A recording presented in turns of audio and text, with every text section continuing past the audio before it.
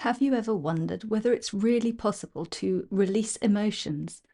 A little bit like in the discussion of meditation, where some people say you should just empty your mind, and perhaps you've tried it and thought, this is impossible. So too, you might think that it's not really possible to let go of emotions. They happen, and we always have emotions going on for us in one way or another. So, how on earth are you supposed to let them go? It could also be that those emotions feel like a part of you, that they define who you are. It might also be that you have done work on some of these, and yet still they keep coming back. In this video, I'm going to share some of the neuroscience around releasing emotions and what is and isn't possible in this regard. So stay tuned to find out how you can shift emotions and which emotions it is possible to change and which you maybe have to do something different with. The first issue that people often come to me with is what I would call an issue around beliefs and a sense of identity. For example, somebody might say, I'm a workaholic, always have been, always will be.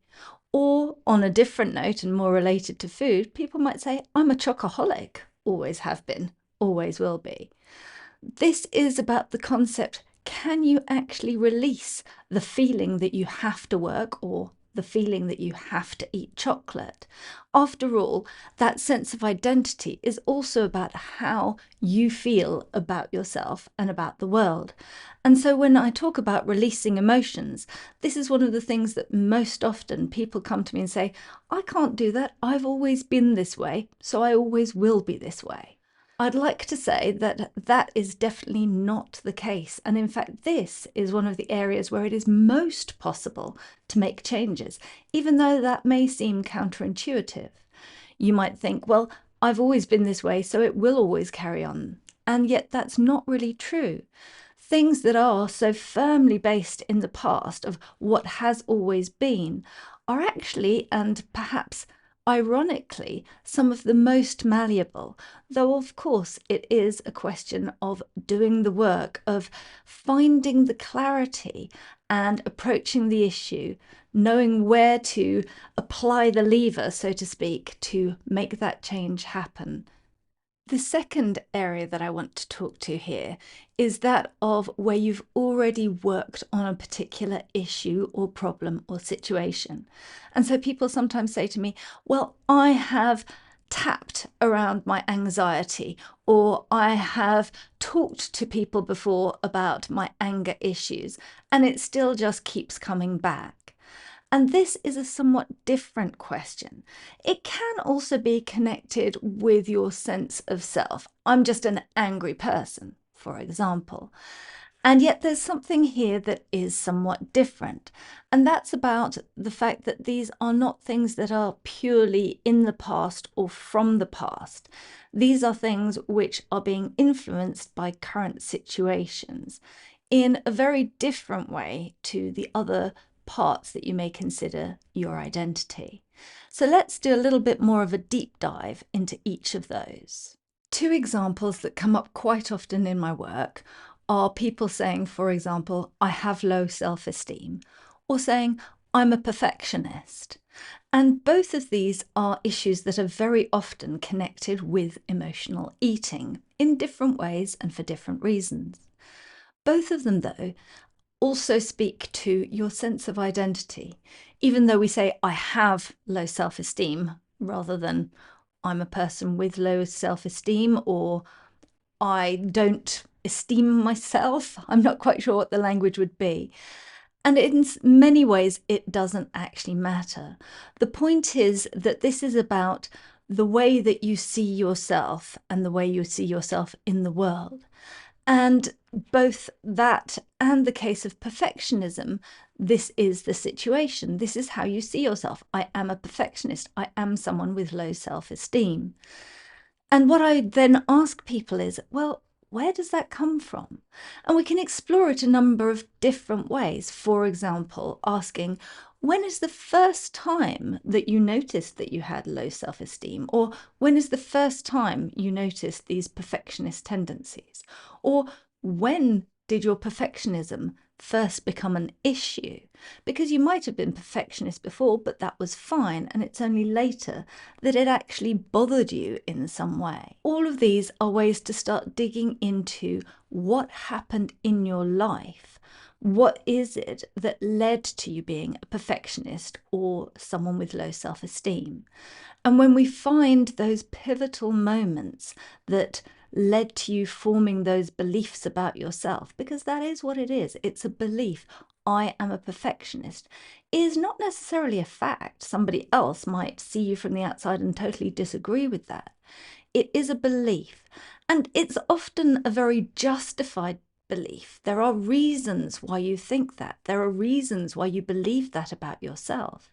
And just because you really believe it, and just because there are good reasons for believing it, that still doesn't change the fact that it is possible to shift and transform those beliefs, to see the memories that those beliefs were based upon in a different light. This is one of the places where havening is an amazing tool, as is tapping. Both of them are ways of exploring the past and seeing it from a different emotional perspective, so that you can learn different lessons from it, or learn lessons at all from it, and form different beliefs. So often I've had people come to me saying something like, I'm broken, or I have low self-esteem. And when we've dug deeper into it, they have been able to go back into those memories, see them through different, perhaps kinder eyes, and learn something from them that wasn't, this is how I'm always going to be, but rather a sense of, I understand why I came to that belief, and I can also see a different way of perceiving that situation and of perceiving myself. Although not all scientists are in complete agreement about exactly how these kinds of memories are stored in the brain, there is some evidence that traumatic memories of one kind or another are stored in the amygdala. And it's when we can draw those memories out of that amygdala archive, work on them, and then store them back instead in a different part of the brain, that we can really create these shifts and change the emotions around that, and therefore shift the beliefs. These trauma type memories, they say, are stored in the amygdala, and all inputs pass through two different paths in the brain. One of them goes through the amygdala, and one of them takes a less direct route up to the prefrontal cortex, which is your more rational self. However, if something in the amygdala flags up something in that input because it's similar to some kind of trauma memory, then your body will go into an autonomic nervous system response, such as fight or flight or freeze. And so these are the memories that we want to draw up, work on, and then store back in a different way, so that you don't automatically go into this perhaps panicked or powerless way of responding to situations that have some similarity with that memory from the past. This is the neuroscience behind why it is possible to transform these memories, transform how they're stored in your brain, and therefore to make changes to how you feel about those memories and how you feel about yourself, the beliefs that you hold about yourself based on those memories.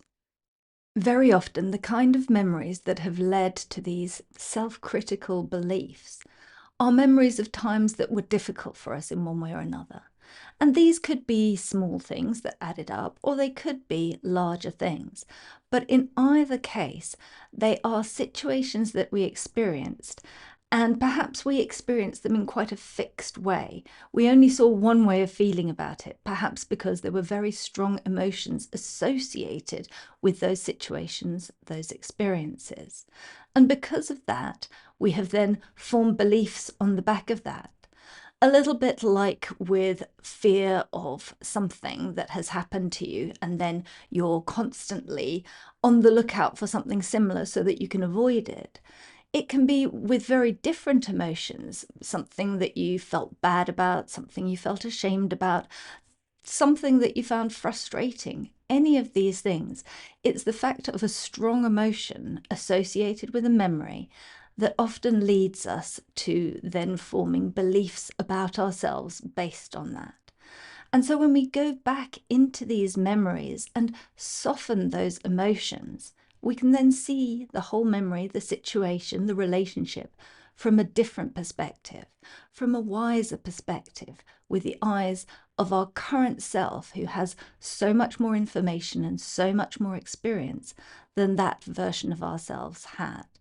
And this is where we can make the biggest shifts and changes that will make a fundamental difference to how you feel about yourself. This is where you can truly release emotions in a very permanent way.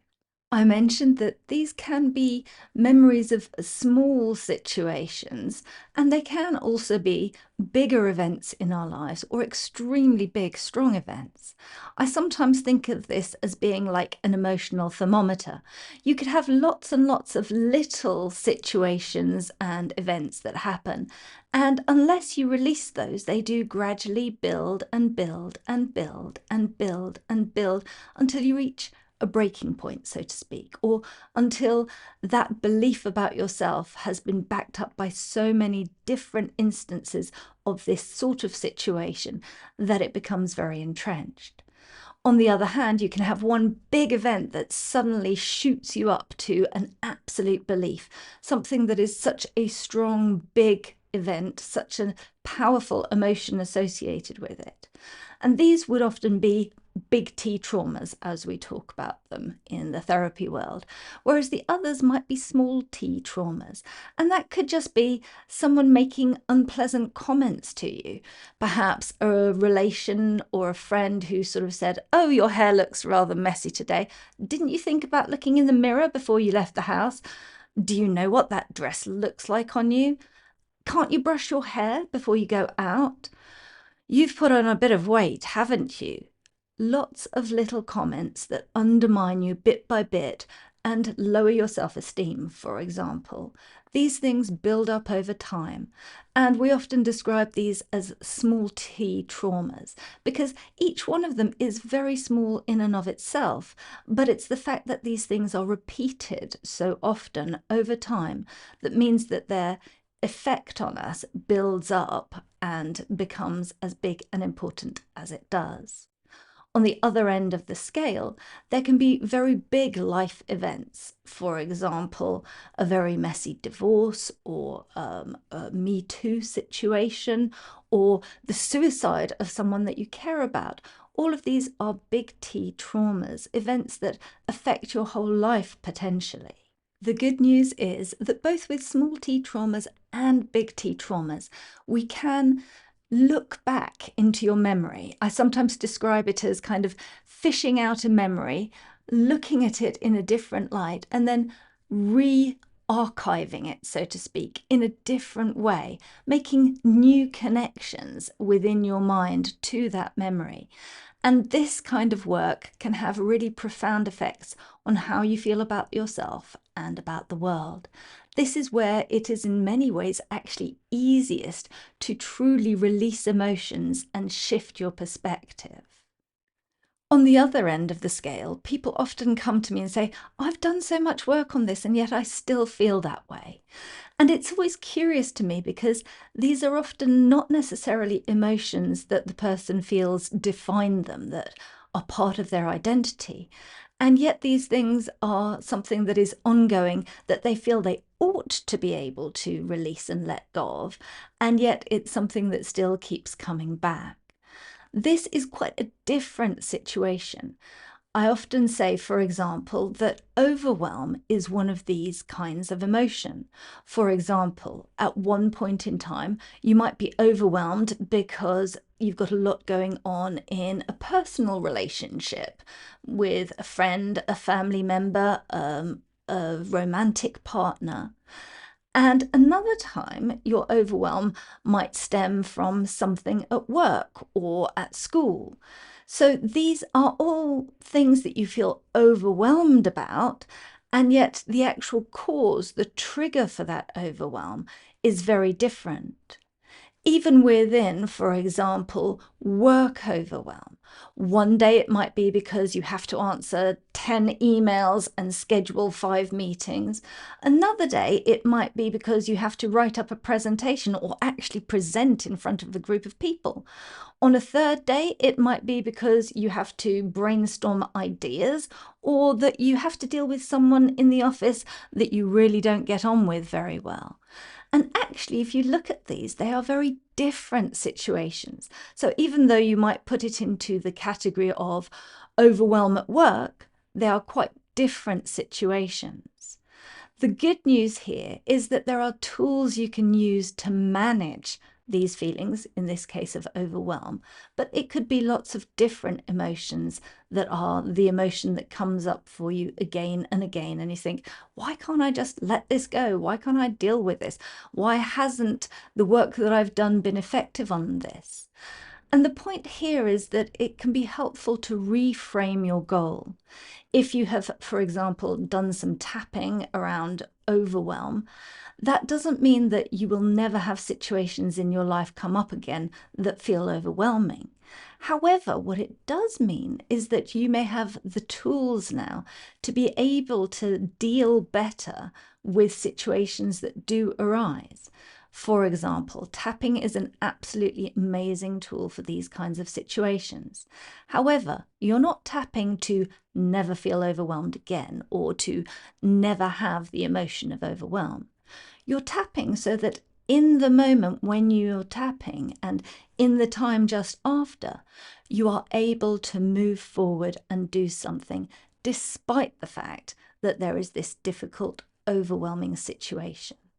So, for example, people may still feel overwhelmed by a sudden project that's been dropped in their laps at the last minute on a Friday afternoon. However, you can then tap on this project and it's just been dumped on me. And then you can actually get on with doing some of the project rather than going into a kind of collapsed state where you feel unable to do anything because of the overwhelm. So what I'm saying here is that we reframe the goal from never having this emotion again to being able to manage the emotion and get on with your life anyway. And that can be a really powerful experience, even though, yes, you probably will have overwhelm at some other point in your life again, because life's like that. All of this reminds me of the AA prayer, asking for the wisdom to recognize what you can change and the strength to accept what you cannot change. However, I would shift that somewhat and say it is instead the wisdom to recognize what you can change and actually take action to change it, and the strength to use tools to manage the things that you cannot change. When you do these two things, shifting the emotions around situations from the past and transforming the beliefs that you hold about yourself in the present based on those emotions, as well as recognizing the emotional situations which you may need to just handle day by day, situation by situation, then you have a broad set of tools that will help you to release your overwhelm from the past and be able to manage your overwhelm in the future. Of course, it may not always be overwhelm. It can be very different emotions. It can be, like we said, low self-esteem, perfectionism, self-disgust, self-criticism. There are so many emotions and so many beliefs about ourselves that we form, and these really can be shifted. And equally, there are situations constantly arising in our lives. And when we have a better way to handle those, then we don't need to reach for food for comfort. Instead, using these tools so that we just let the stress go. And that is possible.